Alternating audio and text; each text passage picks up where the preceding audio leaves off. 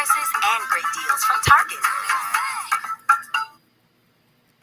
Introducing new Starry Lemon Lime Soda.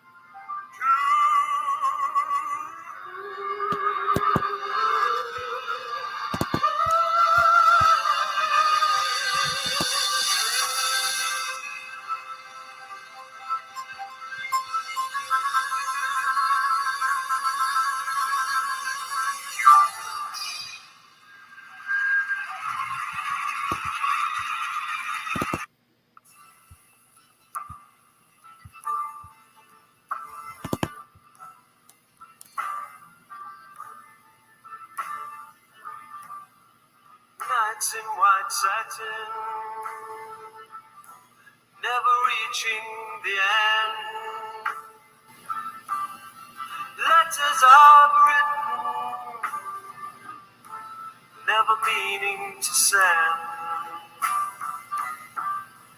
Beauty I'd always miss with these eyes before. Just what the truth is, I can't say anymore, 'cause I love you. Yes, I love you.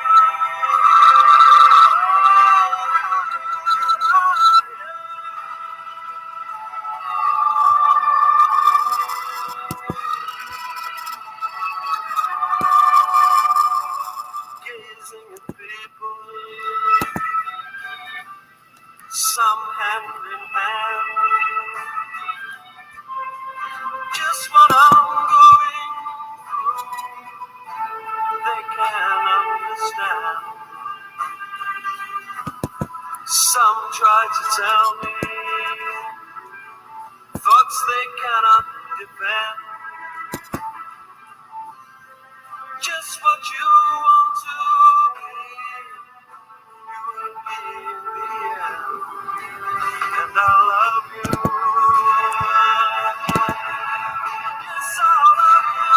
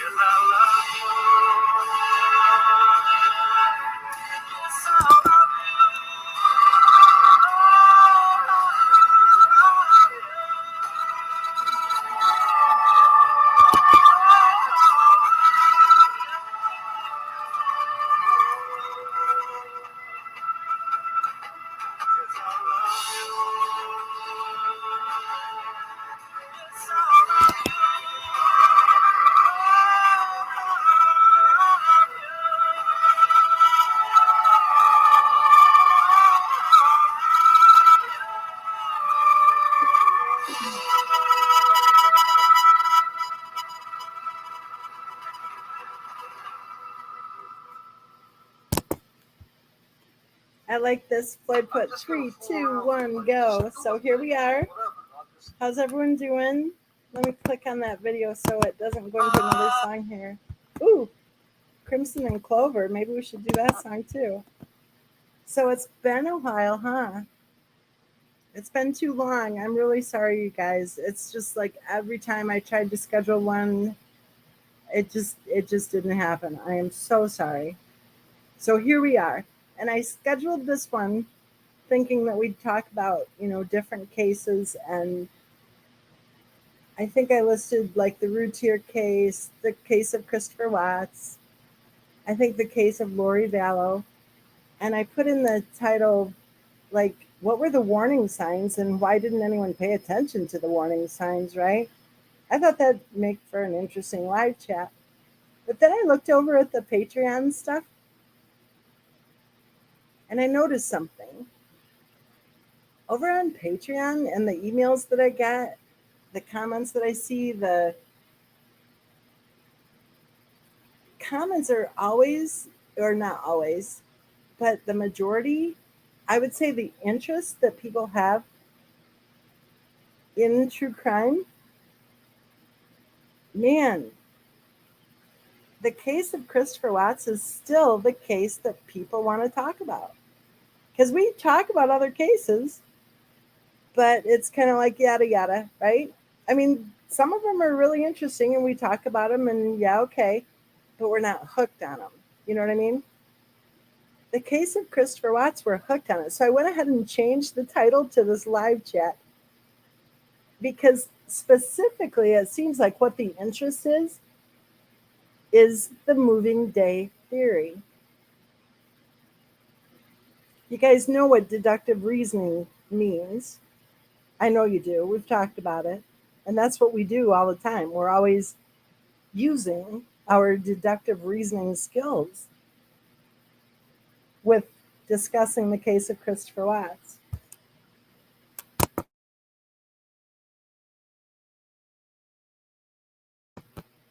Well, I've said it for at least a couple of years now, more like 3, going on 4, actually 5, that when you apply the moving day theory to the case of Christopher Watts, then the case from hell, the case of Christopher Watts, the case that has not made any sense, the case that we keep getting different stories, different versions, different excuses, different, I guess, lies over and over again. We're told different stories just repeatedly. Do you guys remember early on when we were told that Christopher Watts' wife wasn't a drinker? No, heavens no. And she was pregnant, so there's no way she would have been a drinker. Well, and then we took a look at her Facebook posts and we found out that actually she was a drinker. And then a year later, we found out that the way that her MLM friends remembered her was honoring her with drinking alcohol. Her favorite drink, I think it was the lemon drop. She wasn't a drinker. And then we saw her posts where it was like, hey, yeah, let's meet up. Hey, yeah, I need a stiff drink. Hey, yeah, need a glass of wine. Oh, hell, let's buy a couple bottles. And we saw the posts that she posted herself saying, I have 2 bottles. I'll share one of them with you, but not the other one.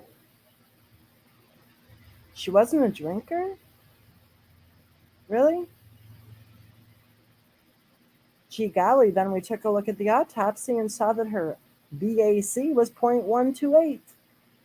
Well, she wouldn't have been drinking. No, because she was pregnant. Oh, okay. She wouldn't have been drinking because she was pregnant. So that BAC must have been from decomposition. Really? Really? Or do we use deductive reasoning and say, I don't know?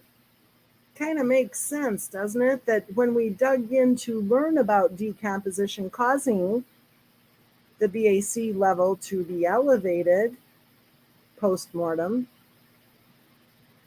that the elevation in a BAC level due to decomposition occurs in 1 in 5 cases.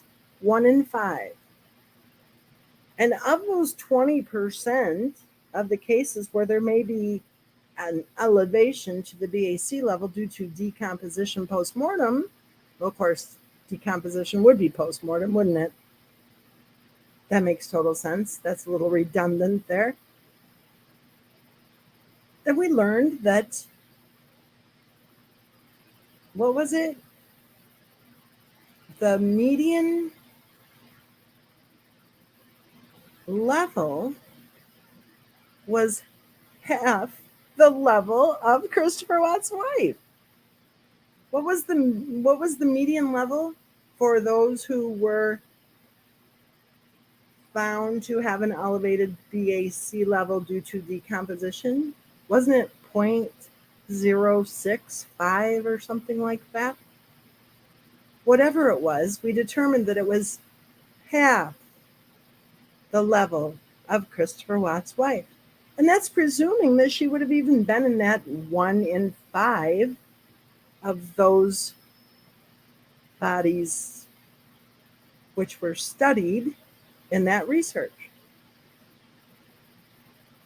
I don't think that her elevated BAC level was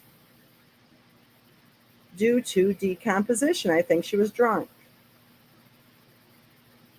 And I think that by using our deductive reasoning skills, we can pretty much figure, yeah, I think you'll probably agree with me. She was drunk.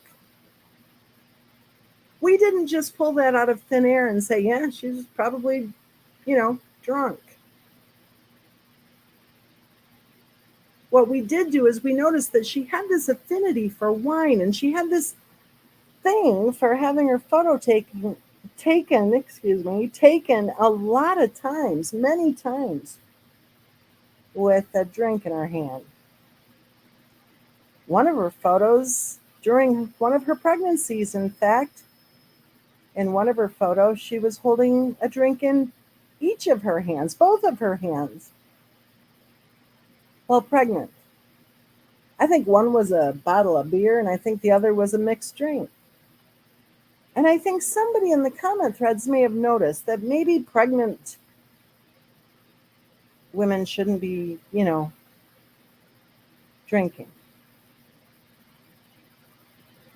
And then she commented that both of those drinks that she was holding in the picture, that they were both her husband's drinks. Now, I'm not a drinker. I like a glass of wine, but I'm not a drinker.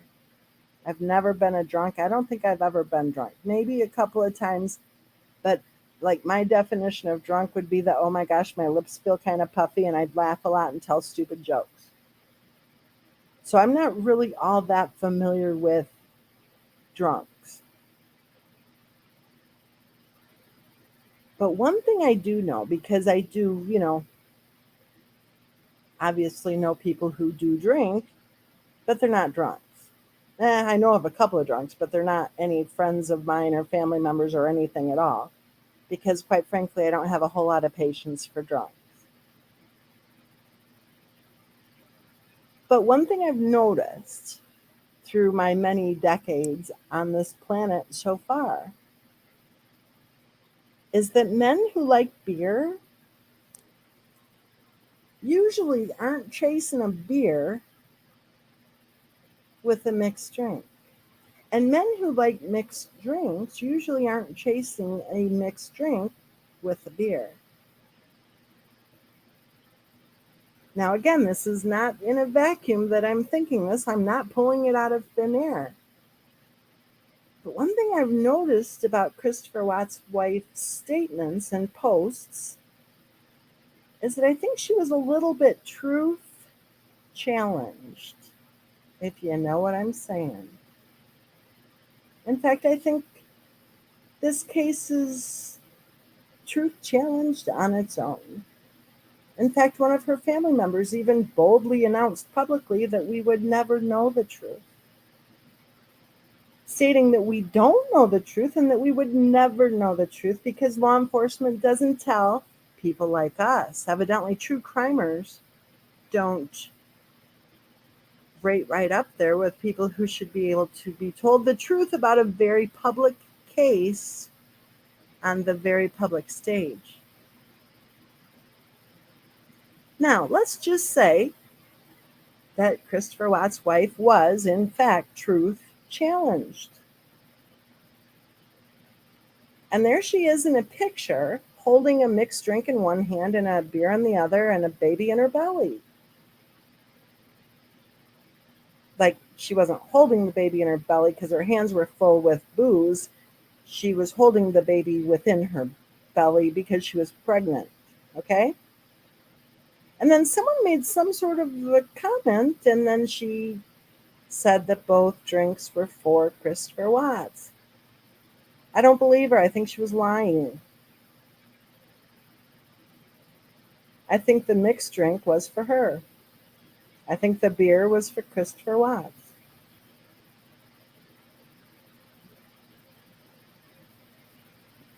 I think she was a liar. And then it gets better. It's even better. Well, yeah, worse. I don't know. Better or worse.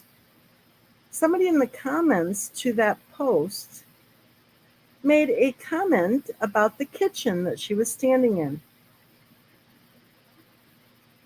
Made a comment which made it very clear, a couple of things very clear. Number one, she didn't know her very well, or she would have known better. And number two,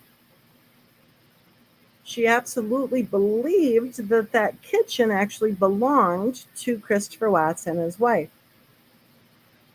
She made a comment about when the baby comes, I think, getting your hands on all the spices or something like that. Now, I would say that somebody who was not truth challenged would have corrected the quote unquote friend who made that comment. No, no, no. She played along, allowing people who were viewing that picture to believe that the kitchen she was standing in was her own. It wasn't her kitchen. She was living in the basement. The kitchen belonged to the person who at the time was some sort of a midwife or nurse. I think she went on to specialize in psychiatric nursing, or did she go on to specialize in being a midwife? I'm not sure. She was the one who asked the question on that public site whether or not she would be qualified to perform an abortion.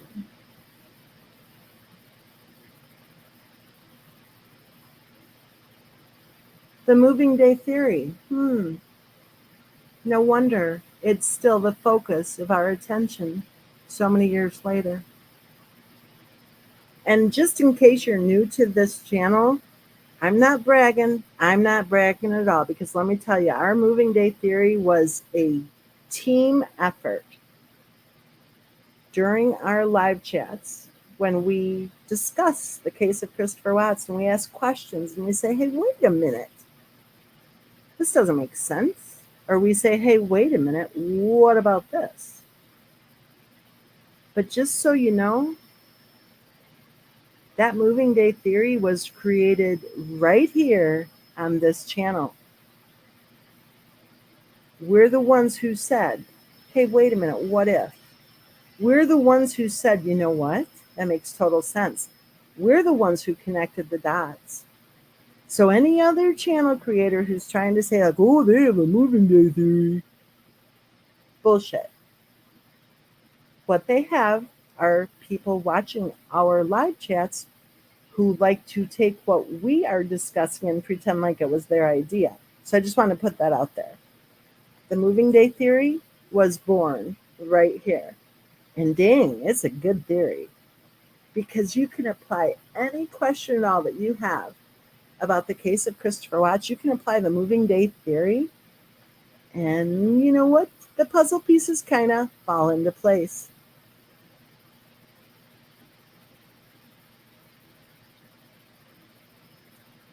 Think about the moving day theory. Think about the fact that there's a person living in somebody else's basement, a mental health nurse practitioner. Interesting.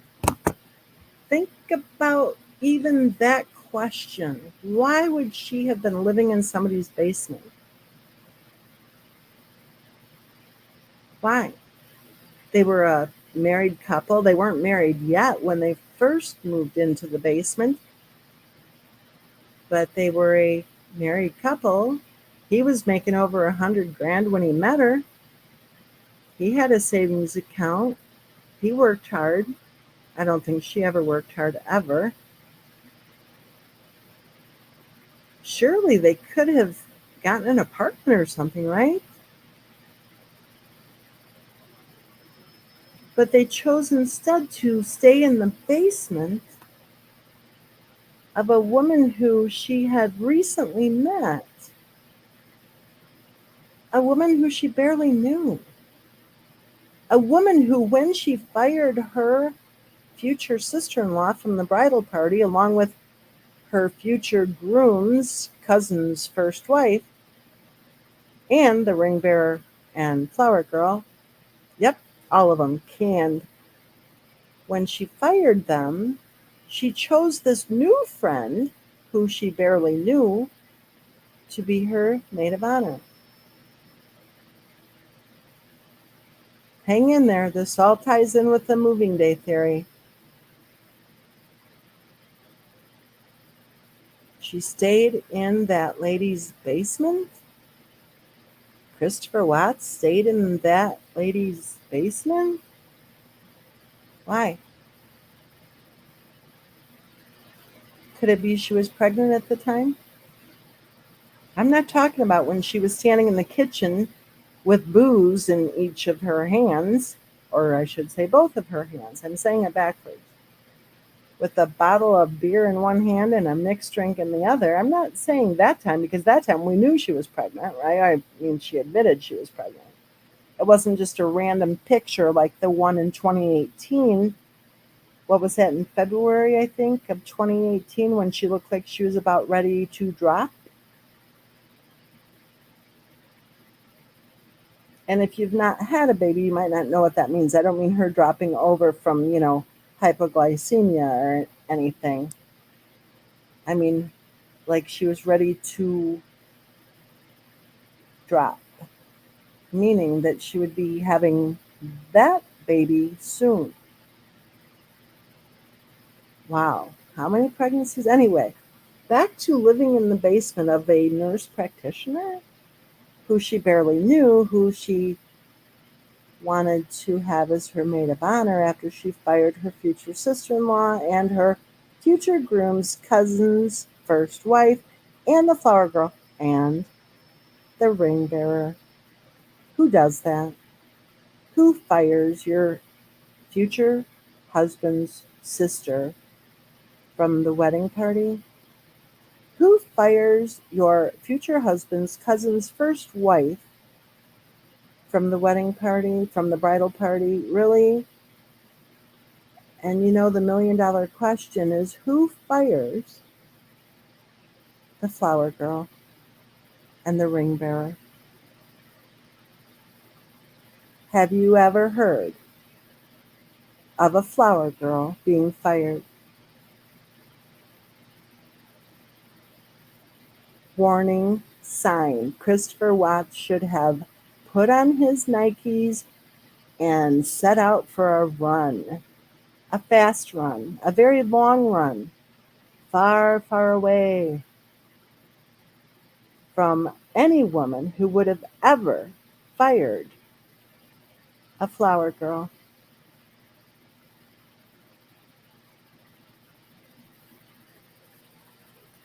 There was such a rush for her to convince Christopher Watts, when they were still engaged, before they were married, long before they were married. What was it, January, that he headed out there before her? to live in a basement? Her excuse was that her doctor supposedly told her that she had to move to Colorado for her health. I don't believe it. And like I said, this all kind of ties together to the moving day theory. I firmly believe that Christopher Watt's wife was truth challenged. She talked a lot about her health challenges. Well, I think maybe we should talk about her truth challenges because I think she suffered from not only not telling the truth, I think she may have suffered from not even knowing sometimes what the truth was.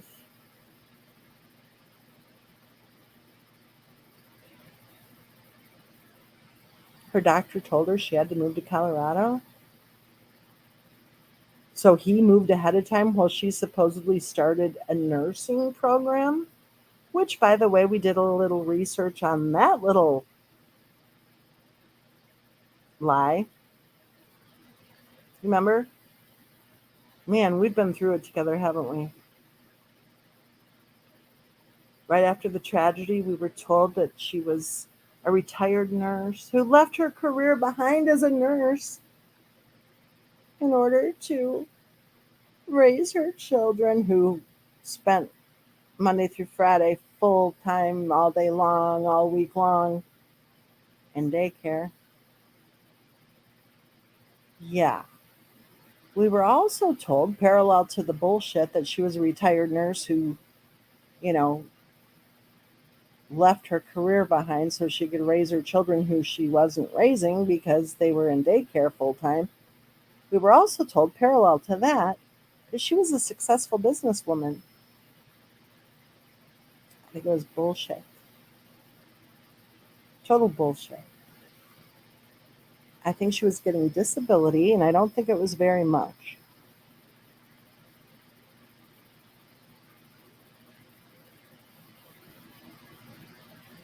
And yet, I think that she convinced Christopher Watts. Some of you are putting Forrest Gump in the comments. I agree. I agree. Totally. I think she convinced him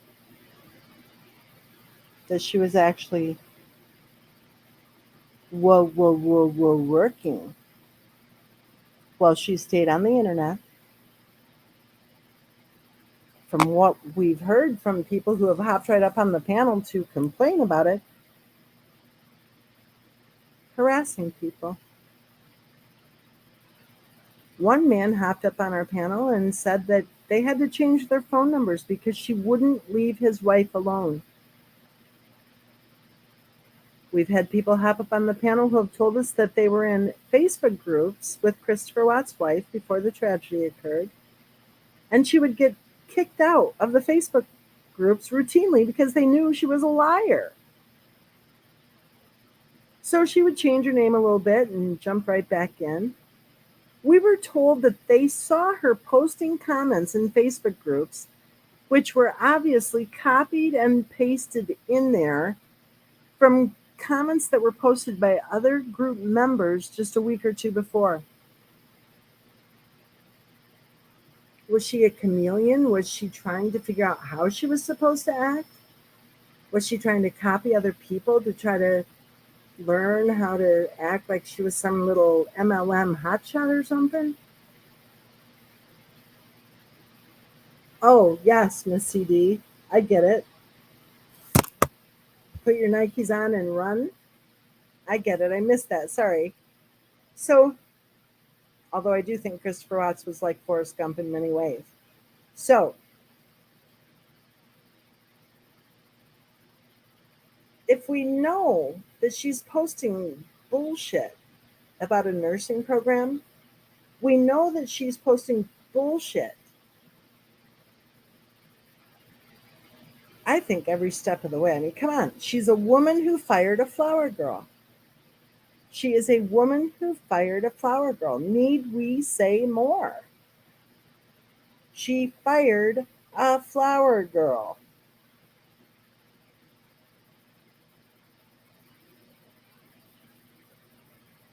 I think she was truth challenged. I think she was identity challenged. I think she was a chameleon, grasping for any hint as to how she should be acting.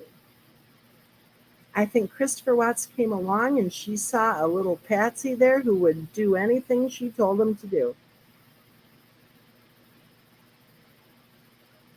I think he was a doofus.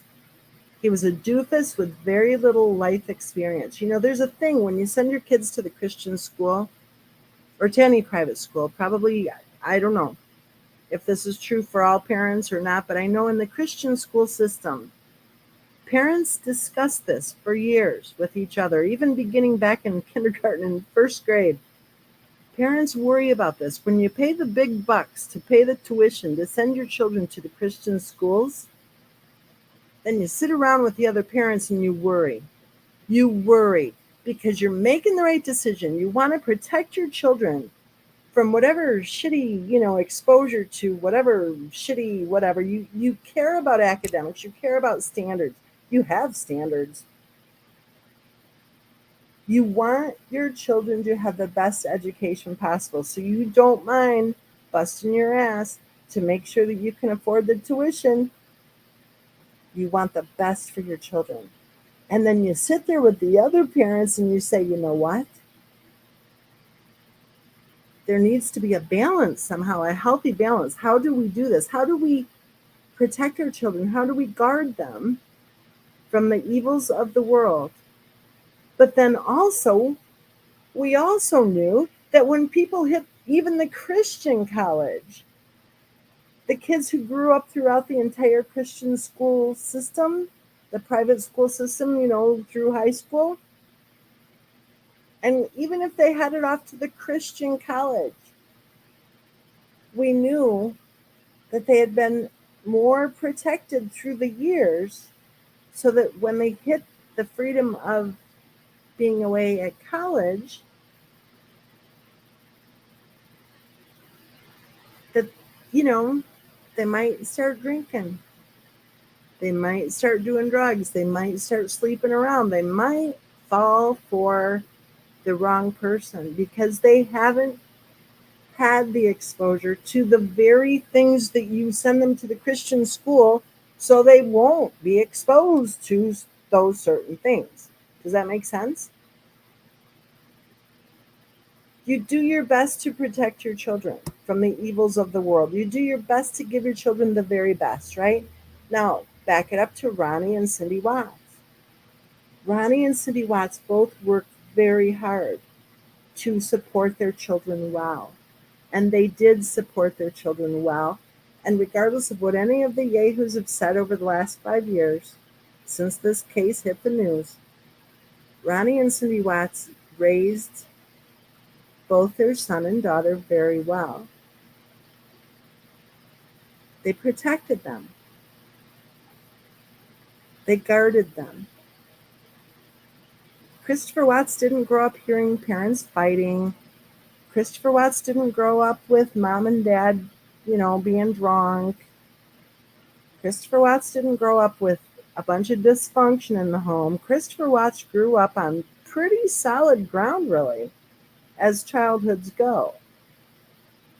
He had his grandmother right across the street. He and his sister could go right to his grandmother's house after school because his mom and dad were both still working their actual full-time jobs. He was raised with a very strong work ethic, just watching his mom and dad do what, normal people do. He was sheltered.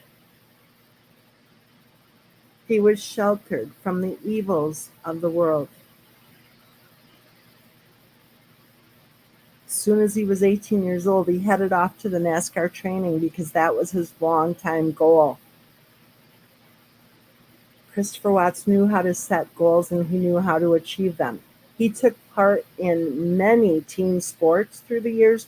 He did well in school. He minded his manners. He cleaned his room.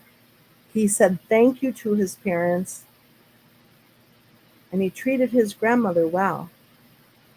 Christopher Watts learned to respect others, especially women. He was very close to his grandmother. He learned to respect women. And sadly, for his sake, he believed, because he was an honest person, that other people were honest too. Sadly, I think, my opinion, for his sake, I think that his wife actually targeted him.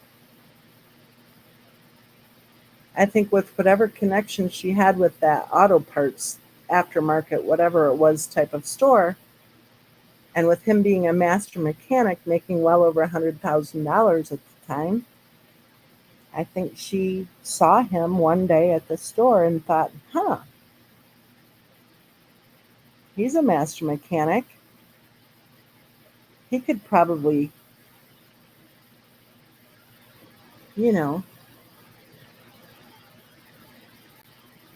be husband number 2. Because remember, her husband had moved on with his life. Her husband divorced her and moved on with his life. And there she was. Some people think she was 26 years old. I think she was much older by then. Watching her first husband move on with his life. I think she saw the doofus coming to that store, and I think she saw that he, made a decent enough wage, and she decided she was going to go ahead and settle for him.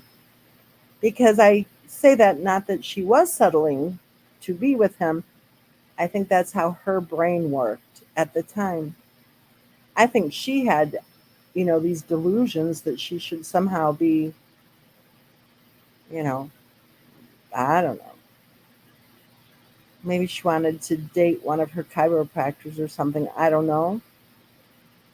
But my hunch is that anybody with any education or experience on the planet as an adult would have run in the other direction.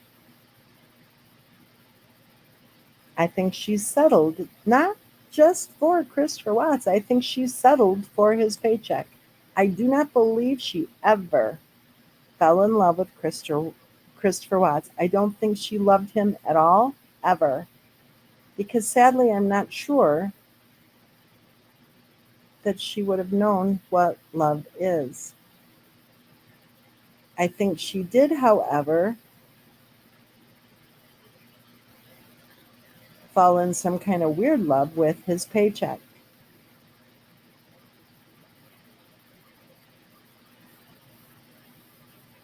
I think she wanted his paycheck. I think she needed to find a man just like Christopher Watts, who was a doofus. A doofus who grew up sheltered, protected,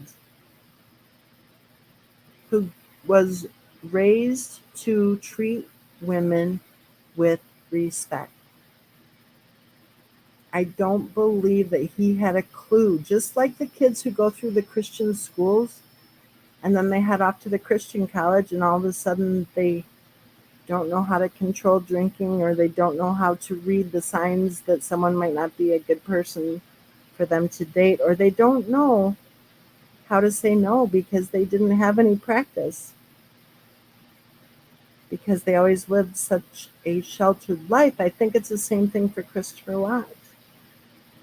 He didn't know when he met her what we're kind of figuring out now when we say she was truth challenged. Did you hear the story about the $600 that she tried to get out of him? She said she needed $600 cash. Yeah. I don't know why she was so successful, but she told him she needed $600 cash because she said that the wedding dress that she bought needed alterations and that the alterations lady was charging her $600 cash. Well, I'm sorry, but if you're paying $600 to have alterations done on a wedding dress, then that dress costs too much money. Hey, Paul, haven't seen you in a while. You see what I'm saying? $600 for alterations? Bullshit. I think she needed $600 cash. Plus, alterations ladies don't need cash. I think Christopher Watt's future bride is the one who needed $600 cash, and no doubt things were altered. Just saying. This all ties into moving day, you guys. It all ties into moving day because that same sheltered doofus who was raised by women who worked hard and who were honest and who did know how to cook, no matter how many lies have been told about them. Christopher Watt's mother and his grandmother both were excellent cooks. They fed their family well. Christopher Watts was almost even like a pampered child to be able to have his mother and father coming home from work at however many hours after he got out of school. That entire time he was able to go to his grandmother's house right across the street from his own home. He never had to wonder on the school bus if he was getting off on the right stop or on the right corner or whatever. He just got off at home every day, and if mom and dad weren't home yet, he went over to his grandma's house. How convenient is that? He had it good. He had it very good. He didn't have to deal with trauma and divorce and whether or not they got divorced or not, fighting, threatening divorce, drinking, drugs, whatever. Christopher Watts never had any of that stuff going on. And even though the liars like to say that Christopher Watts' father was some sort of drug addict, bullshit. You guys know I have spoken with Cindy Watts for many, many hours, for a very long time. I've heard it all. You guys also know I have a really good memory, and I do, well, I'll say it this way, I have been known to take notes. So anyway, Cindy described for me exactly what went down with any of that cocaine caper. Suffice it to say that Christopher Watts did not grow up with any sort of substance abuse going on in the home, any sort of alcoholism at all, any sort of fighting, any sort of dysfunction, any crap. So, of course, when he met this person who was like, oh, hey, Chrissy Poo, you're cute, he probably thought, whoa, look at those jugs. I'm just saying, he was a 25-year-old kid. He was a master mechanic. He was making over $100,000 a year. He had his own place. He had a nice group of friends. And then Jugs comes along. And we've seen the photos. You know, we know they were store-boughts, but who knows if Christopher Watts even knew they were store-boughts, right? And who knows if he would even care? He was a 25-year-old male. Parts of his brain probably still hadn't even developed yet at that point. No offense to any 25-year-old males out there. But, you know, there is some scientific data to back it up that it takes a while longer for the man to think with the right brain, if you know what I'm saying. So I think doofus Christopher Watts saw the jugs and fell for her bullshit. I don't think he would have believed for 1 second that she was truth challenged. I think she was probably obviously truth challenged. His friends picked right up on it. His friends were getting totally ridiculed by her. Ridiculed by her.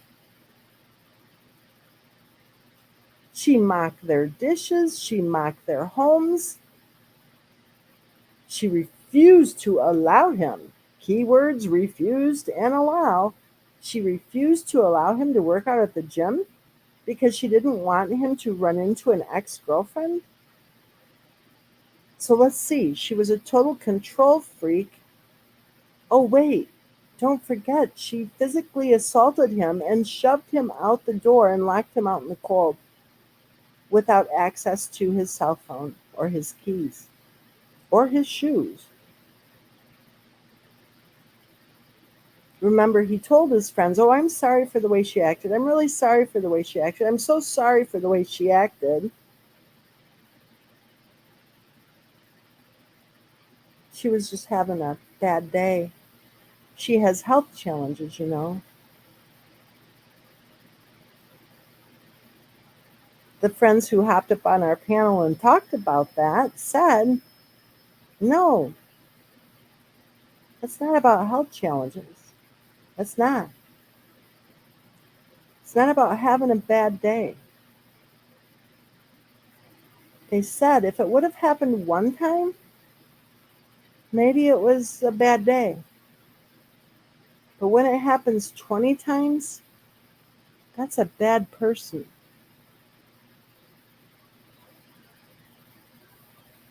But, you know, I think maybe the jugs got in the way of Christopher Watts being able to make a good decision moving forward.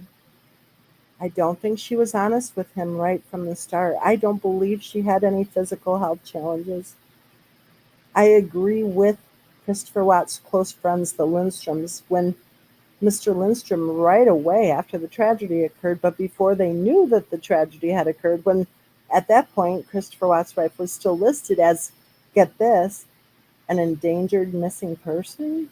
Like, why would she have been listed as an endangered missing person? Well, we already know the answer to that. But anyway, when the friend said he did not believe, I agree completely. When the friend said he did not believe that Christopher Watts' wife's health challenges were physical. How does all this tie into the moving day theory? I think, I'll say overall, when you apply the moving day theory to the case of Christopher Watts, any detail about this case, which is confusing or weird or way out there, well, apply the moving day theory. You apply Miss MENSA'S moving day theory to any question that you have about the case of Christopher Watts, and I'll bet you that after you apply that theory, apply the moving day theory to whatever question you have, then you're going to go, that makes sense. It all fits. It all makes sense. So think about this. We're coming up on 1 hour here. We're at 50 minutes and 20 seconds. And I've been talking the whole time. So what we're going to do, I'm going to kind of wrap it up here. I will try to hop on tomorrow. I will hop on next Saturday. And I invite you to join us on Patreon if you want. We have 3 tiers at this point that I'm focusing on. One is the $10 per month, and there's a discount if you do the whole year. And that's for the true crime, Miss MENSA'S true crime case discussion, and that's pretty much the case of Christopher Watts. But we can talk about whatever cases you want to. That includes any video I upload to any of the tiers. The other 2 tiers that we're offering right now are the moving day theory tier for only $5 a month. And I think you get a discount if you do a whole year on that too. And then there's another tier that I haven't really put much up on, so I just put the moving day theory stuff on it. But we titled it Bella Watts. And that's available for $5. I would say if you're wanting to join one of the $5 tiers, I would just join the moving day theory one, and anything I put up on the Bella Watts one, I'll go ahead and put it on the moving day theory. Otherwise, just do the $10 with whatever the discount is. I don't know how much it is, but it's a chunk. It's a good discount if you do the year. So what we're going to do right now, I'm going to go ahead and just kind of round off what I'm trying to kind of tie together with this moving day theory. Starting off with the whole idea And this is what I uploaded to Patreon today to a couple of videos about this. The whole idea of how all of these little details tie together, okay? One of the details, a couple of them that really stand out in my opinion, things like, why did they have to go to Colorado? Like, huh? Why would they have lived in that nurse practitioner's basement? Huh? Right? How did they really meet? Who really chased who? Why were we told that she was being chased by him? Bullshit. Do you think that doofus Christopher Watts ever chased anybody? I don't think so. I don't.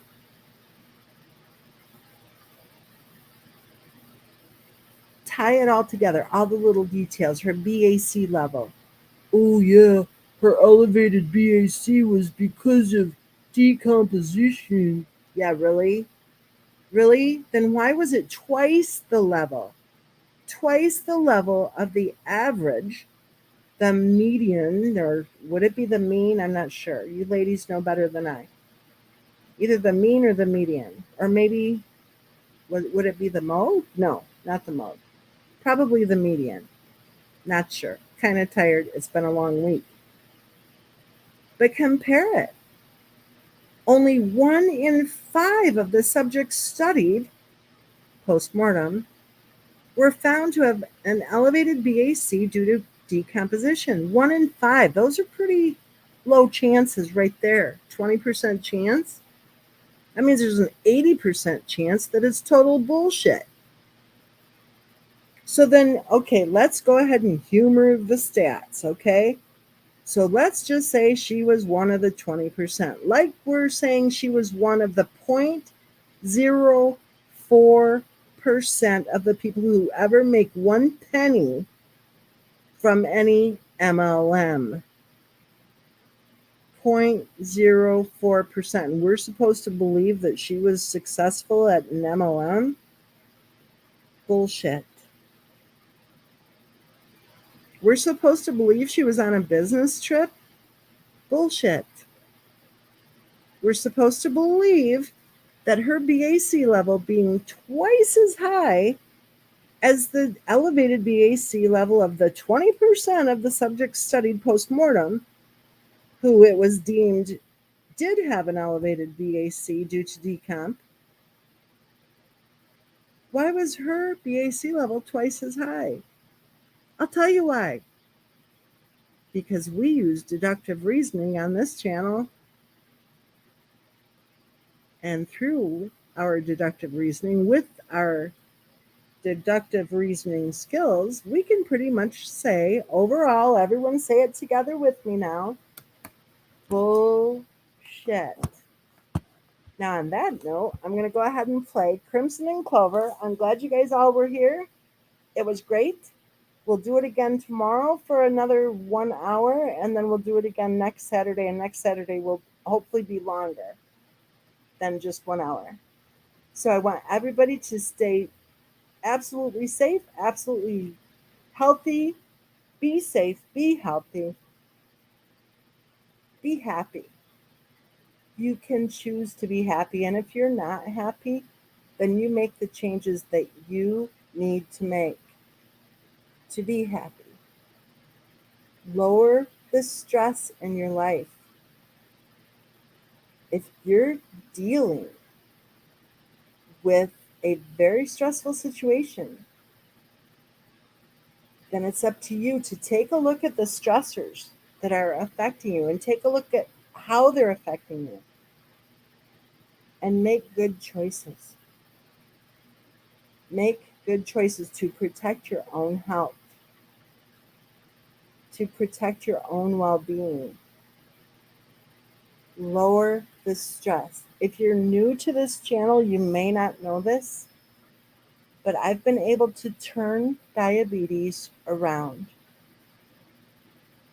It was confirmed, as I shared with you guys at the last live chat. It was confirmed. We were waiting for it. We knew it was coming.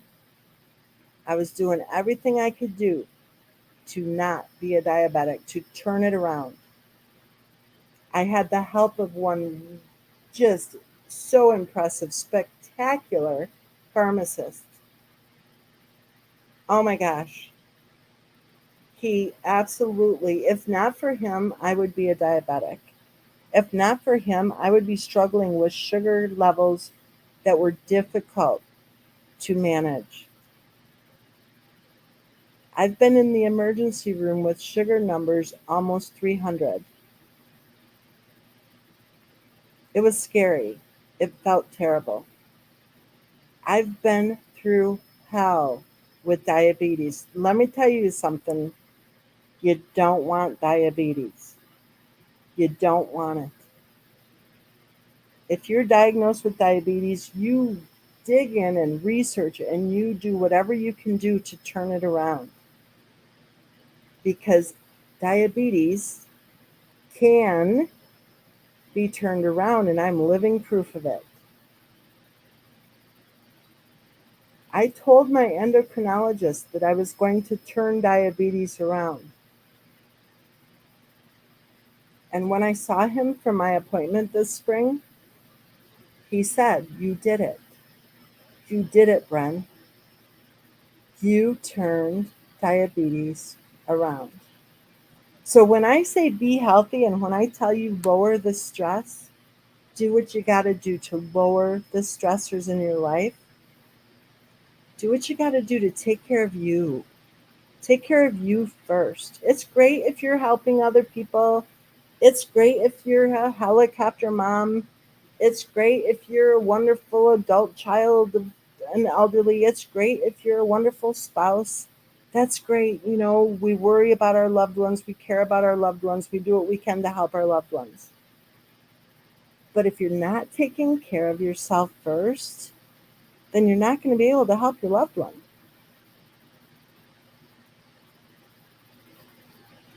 Take care of yourself. Do what you can. If you have been diagnosed with diabetes, dig in, research it. You know, doctors always say, well, every body is different, right? And it's a combination of, what is it, genetics, or is it diet, or is it exercise, or whatever, blah, blah, blah. No, you know what I think it is? Stress. I think stress causes diabetes. I do. So if you have been diagnosed with diabetes, I want you to take a good, hard, honest look at the stressors that you're putting up with in your life. Because let me tell you something, I've been where you are. And that day that I went to the emergency room and my sugar, I can't remember what it was, which is a good thing. I think it was 287 was my sugar level, which is not okay on any planet. It was frightening. They couldn't find a pulse in either one of my feet. They could not find a pulse in either one of my feet. My ankle was so terrible, I had to use a cane on some days just to be able to walk. Oh my gosh. Diabetes can throw your numbers off. At one point, my triglycerides were so high, I don't even want to tell you how high they were. My blood pressure, my pulse rate, all of it. If you have been diagnosed with diabetes, I want you to take charge. Become your own best researcher. Find out what you can find out. Track everything. Learn. Ask questions. Reach out. Because you don't want to just say, oh crap, I'll just take, a ton of medicine, and over time they'll increase my medicine, and over time, no, no, no, no, no. I mean, take your medicine. I'm not saying don't listen to your doctor. I'm saying dig in and research and find out how you can reverse it, or at least work toward that goal. So overall, and we'll continue this tomorrow too with the whole thing about moving day and the little details and trying to kind of connect the dots, right? Overall, I think that the day of the tragedy on Saratoga Trail,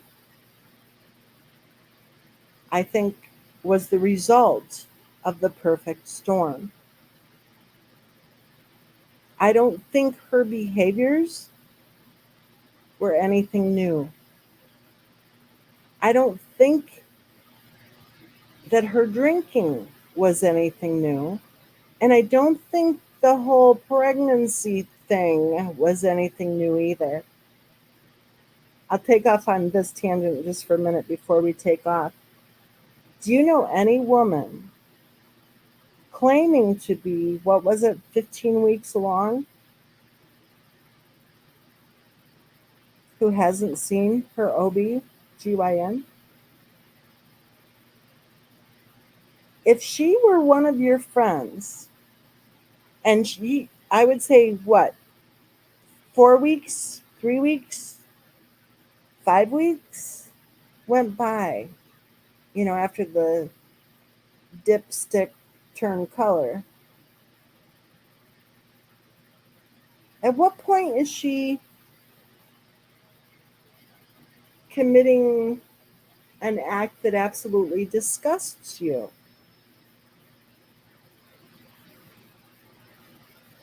Remember, she was convincing everyone, oh, gee, she had lupus. Oh, gee, she had fibro. Oh, gee, she had endo. Oh, gee, she had high risk pregnancies. Oh, gee, she had, what was it? I almost said infidelity, but, I, I think she did have, I would say I think she was fidelity challenged right along with being truth challenged. But what is it? Fertility, a simple word. I think she was trying to convince people she had fertility issues. Okay, so when that dipstick turned that color, whatever color, right? Why didn't she pick up the phone and call her OB/GYN? I mean, even if she's just pretending that she had lupus, which I think she was, wouldn't she know enough to call her OB/GYN to get an appointment? Because once that dipstick turns colors, then you're supposed to pick up the phone. And she wouldn't have even had to have picked up the phone, because what Cindy Watts told me is that she always had the phone right in her hand. And no doubt she would have had doctors on speed dial, given her penchant for having such a long list of, oh, wait a minute, I'm wrong. Because we learned long after the tragedy that she hadn't bothered to see a doctor for a very long time. Wasn't it like over a year? Whoa, whoa, whoa, whoa. Wait a minute. If she hadn't seen a doctor for over a year, even though she was claiming that she was, 15 weeks along, or would it have been 13? We don't know yet if she was speaking of the gestational age or not. But she didn't bother to see a doctor for over a year? Really?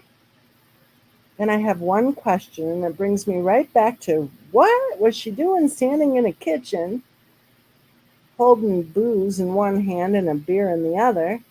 I guess beer's kind of booze, but you know what I mean. Pretending like it was her kitchen, even though she and her husband lived in the basement, although they weren't. Yeah, they were. They were just married.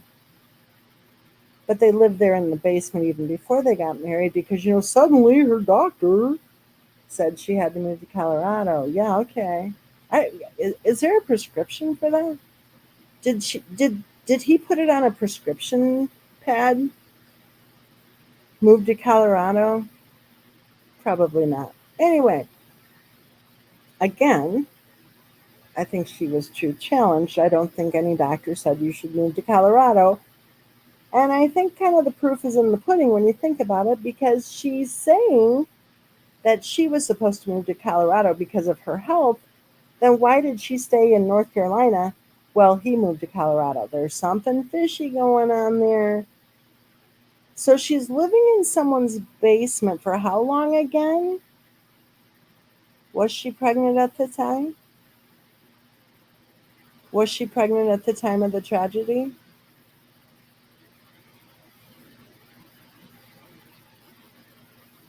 Was the marriage already over long before the tragedy occurred? Did Christopher Watts start seeing that maybe, just maybe, he made a huge mistake? Is that why she got pregnant so fast with Bella? Was he already 1 foot out the door?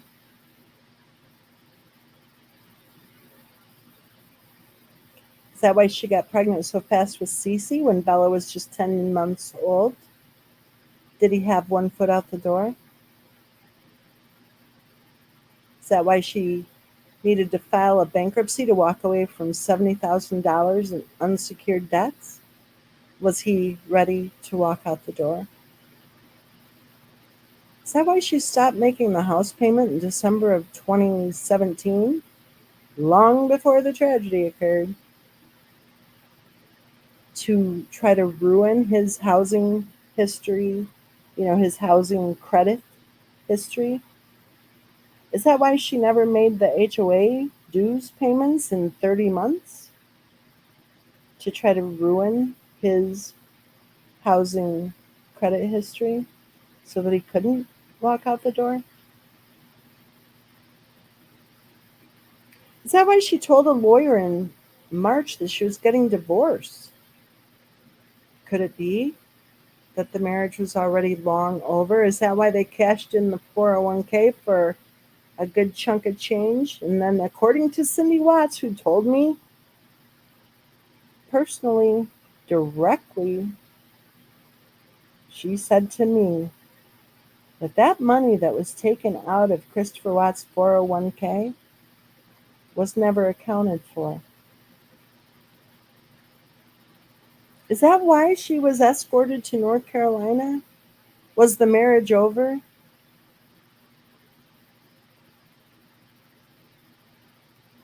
Was that the separation? Was that why she told a hairstylist in North Carolina shortly after her arrival, after she was escorted there, that she was getting a divorce and looking forward to being single again? Could it be that that marriage was over long before she was escorted to North Carolina? Could it be that she was already moved out? Could it be that she wasn't supposed to return to Colorado? Could it be that the day of the tragedy, that it was actually Christopher Watts and Bella and Cece Watts' moving day? I think it was. I don't think she was supposed to be there. I think somebody was supposed to be managing her. And I think somebody failed in their duties. I don't think Christopher Watts' wife was free to come and go without supervision. And I think whoever was supposed to be supervising her was clearly remiss in their duties, because I do not believe that Christopher Watts expected his wife to ever return to the house again. And on that note, thanks again for being here, everyone. I appreciate it. And I'll see you tomorrow. And I will see you next Saturday also. And again, if you want to join us on Patreon, feel free. We have 3 different tiers. We've got the $10 all-inclusive per month with a discount for an annual membership, and then 2 different $5 tiers. But I would just say, if you want to do a $5 tier, I would join the one that says the Moving Day Theory, Miss MENSA'S Moving Day Theory. And then we'll go ahead and keep this conversation going. So join us tomorrow. I'm not sure what time, but I'll figure it out and post it probably tonight before I go to sleep. So I'll see you tomorrow. And I'll say it again. Be safe. Be healthy. I want you to be happy, and I want you to know you can choose to be happy. Don't forget your vitamin D. Even with the sun shining now, don't forget your vitamin D. Eat salmon. Salmon is so healthy for you. And it's like my doctor, who I'm just absolutely madly in love with, it's like he says, eat fish. Eat fish. Eat your vitamins. Don't eat, like, don't, what he means is eat the food with the vitamins, right? Don't take fish oil, eat the fish. Don't drink orange juice, eat the orange. Don't drink apple juice, eat the apple. That kind of thing. You know what I mean? So don't forget to eat salmon. And most important of all, I want each and every one of you to know that you are loved. Good night, everyone. I'll find a good song here and we'll see you tomorrow.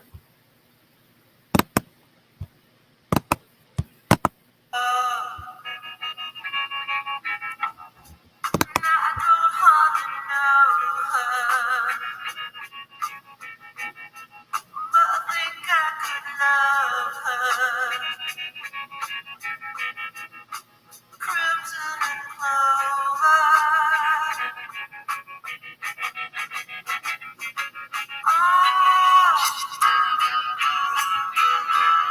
Would you come walking over? Now I've been waiting to show her. Crimson and clover. Over and over.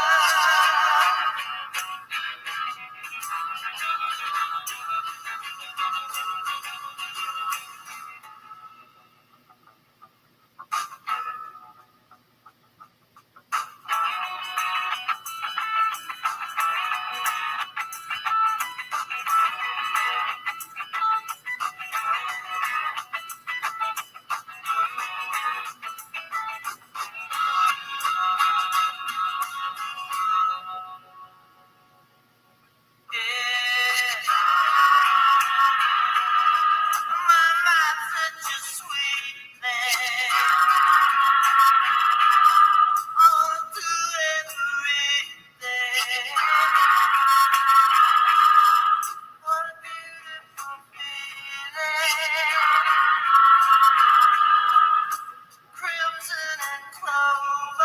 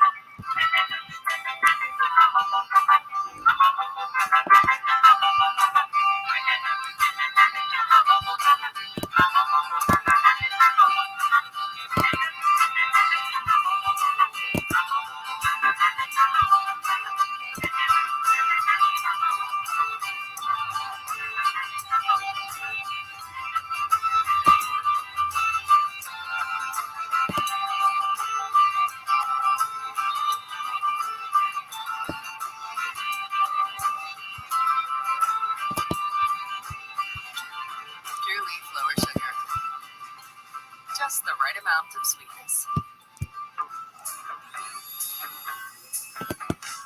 Home internet, what a pain in the. Hey, neighbor! Try T-Mobile.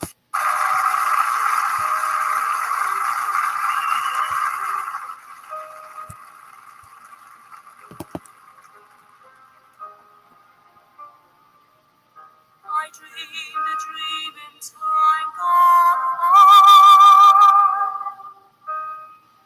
when hope was high and life was living. I dreamed that love would never die.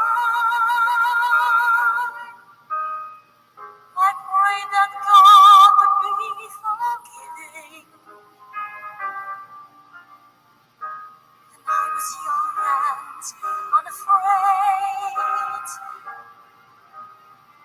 When dreams were made and used and wasted, there was no ransom to be paid. No song unsung, no wine untasted. On the tiger's covered night, with a voice as soft as thunder, as they tear your hopes apart, as they turn your dreams to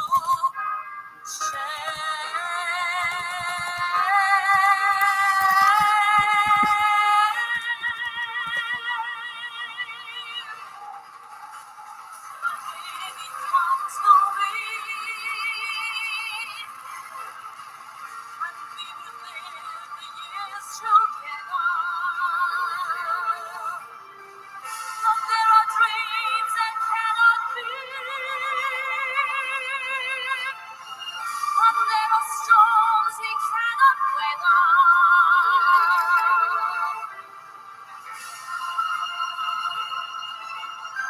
I had a dream my life would be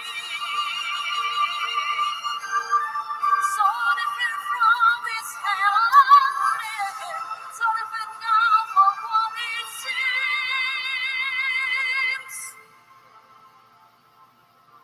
My life has killed the dream. I dream.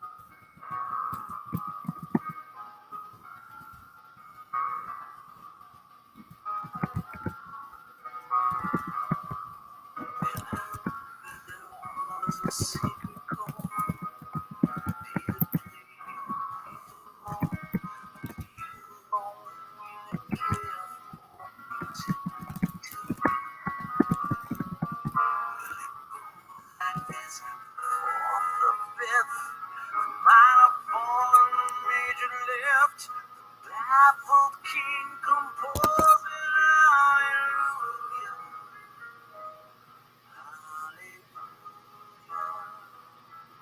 hallelujah, hallelujah,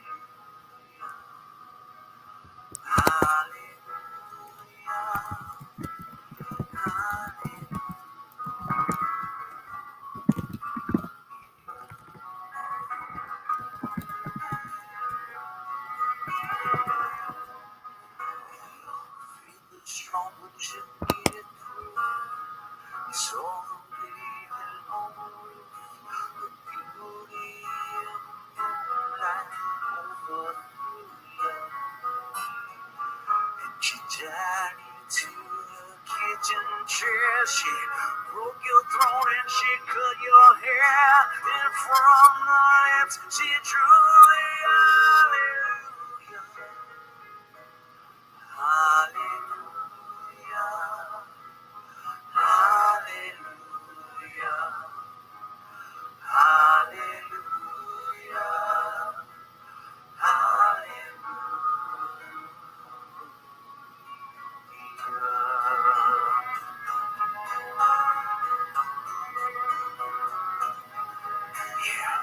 Baby, I've been here before. Seen this room and I've walked this floor. I used to live alone before I knew you. And I seen your flag on that marble arch. Your love is not a victory march. It's a chord, it's a broken hallelujah. Hallelujah. Hallelujah. Hallelujah.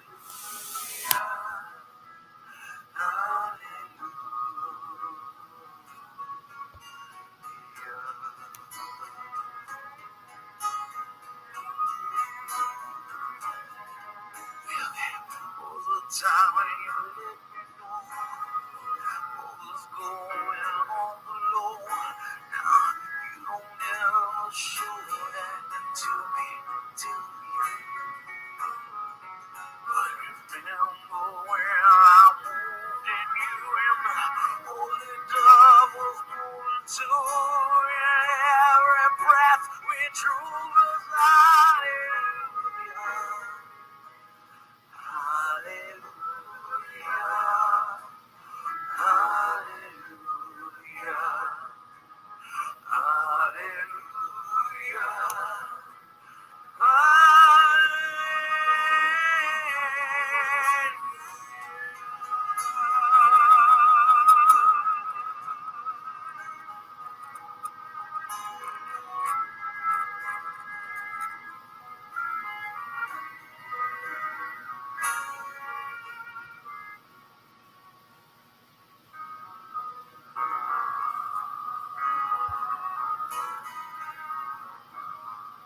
Well, now, there's God above.